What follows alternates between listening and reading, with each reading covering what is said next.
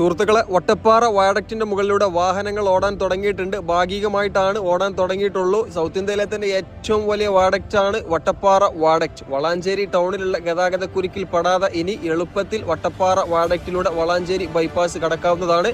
ദീർഘദൂര യാത്രക്കാർക്ക് വളാഞ്ചേരി ടൗണിലുള്ള ഗതാഗത കുരുക്കിലൊന്നും പെടാതെ ഇനി എളുപ്പത്തിൽ മലപ്പുറം ജില്ല കടക്കാൻ പറ്റും.